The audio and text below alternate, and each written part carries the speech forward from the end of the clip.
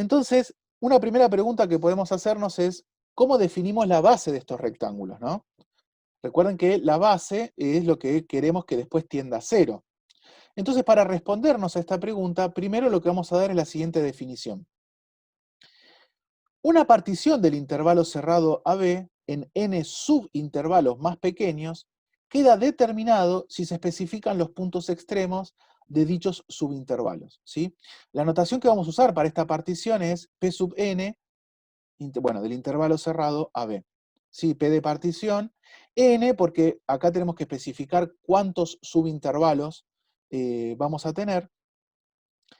Y la idea es que, recuerden que una partición está dado por puntos, ¿sí? Es donde yo voy a tijeretear el intervalo, ¿ok?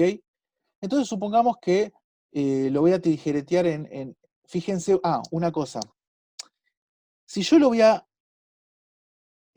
tijeretear, lo voy a cortar en n intervalos, entonces voy a necesitar n más un punto, ¿sí? Por ejemplo, si yo quiero 3 intervalos, voy a necesitar 4 puntos, ¿sí? El punto 0, el punto 1, el punto 2, el punto 3 y el punto 4.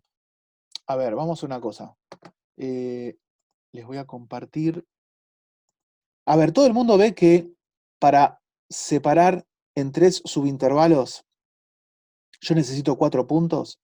Este sería el x0, este sería el x1, este sería el x2 y este sería el x3. ¿Sí? Arrancamos desde 0, porque después van a ver que por una cuestión de notación y de índices, que quedará más claro a medida que avancemos con este tema, y aparte para que el x3, el 3, bueno, coincida con la cantidad de subintervalos, y aparte porque después cada subintervalo va a definir un rectángulo, ¿no? O sea, fíjense que acá vamos a tener un rectángulo, acá otro rectángulo, acá otro rectángulo. Entonces, acá va a estar el A va a ser igual, lo estoy haciendo con el mouse, por eso va a quedar medio feo. Este es el x0, este es el x1, ¿sí? Este es el x2 y este es el x3.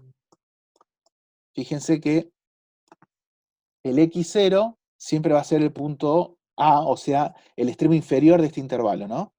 Y el b va a ser el último, el x sub n, ¿sí?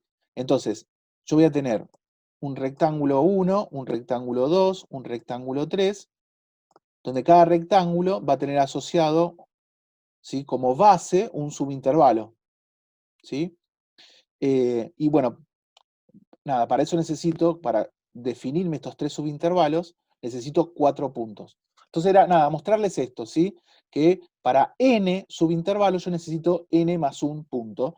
Y voy a arrancar siempre desde x sub 0. Entonces ahora sí, volviendo a las diapositivas.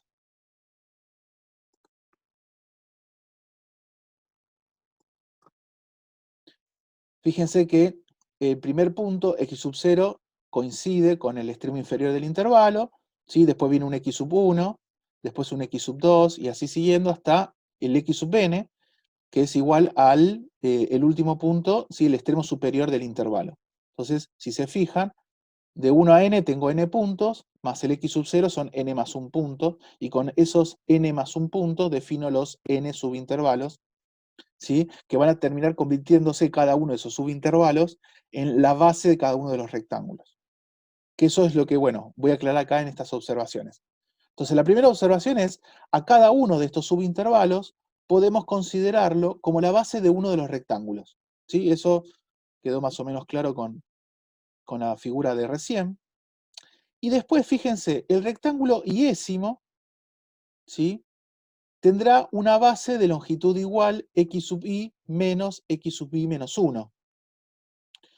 O sea que, a ver, aprovechando de nuevo lo que escribí en el Paint, fíjense, el rectángulo 1, su longitud va a ser x1 menos x0, todo el mundo lo ve. Si yo hago x1 menos x0, me da la longitud de la base del rectángulo 1.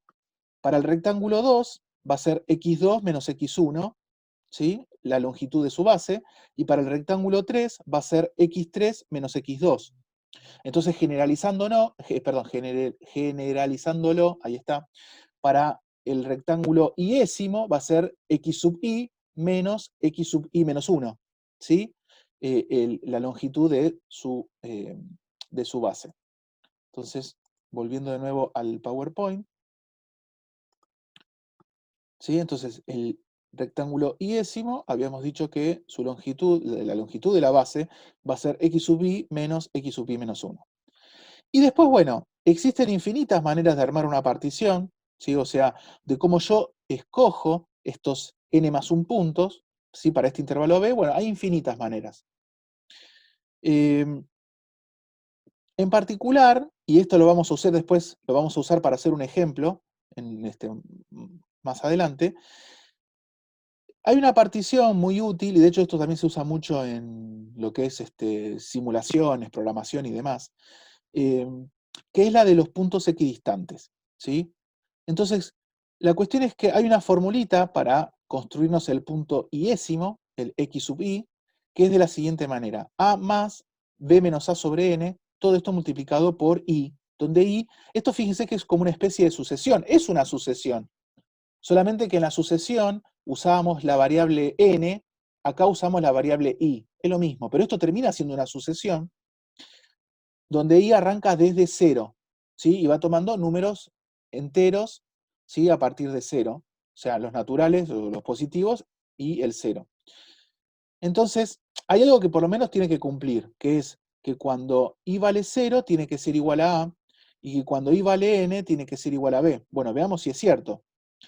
Cuando yo reemplazo i por 0, este 0 me mata todo este paréntesis, ¿sí? Porque 0 por algo es 0, y me termina quedando que x sub 0 es igual a. Así que perfecto, esto lo cumple.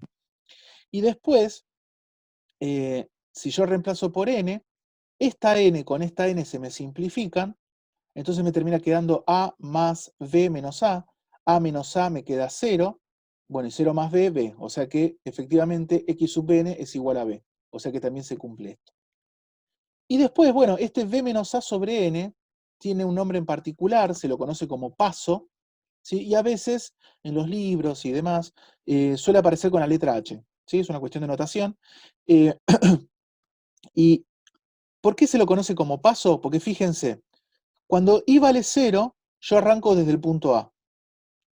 Y después, imagínense que esto es H. Entonces, cuando i vale 1, doy un paso H.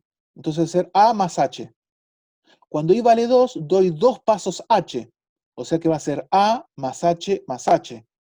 ¿Sí? Eso me va a definir el punto 2, el x sub 2. Bueno, y así siguiendo, ¿no? Cuando i vale 3, va a ser A más 3H, o sea, A más H más H más H, ¿sí? Es más, fíjense el puntero, más H más H más H, o sea que doy 3 pasos. Por eso se conoce con el nombre de paso, ¿no? Porque es como que voy avanzando de a pasos constantes, ¿sí? Donde cada paso vale un valor H, ¿ok? Y la cantidad de pasos que yo doy me lo da este número i, ¿ok? Por eso también, o sea, en realidad por eso tiene el nombre de paso, ¿sí? Posiblemente en los libros en inglés se diga step. Así que bueno, este es un tipo de partición a infinitos, como les comenté acá en esta observación, pero en particular nos vamos a detener en este porque cuando resolvamos un ejemplo de concreto, que lo vamos a hacer en un rato, vamos a usar esta partición, ¿sí? Vamos a usar esta partición con puntos equidistantes.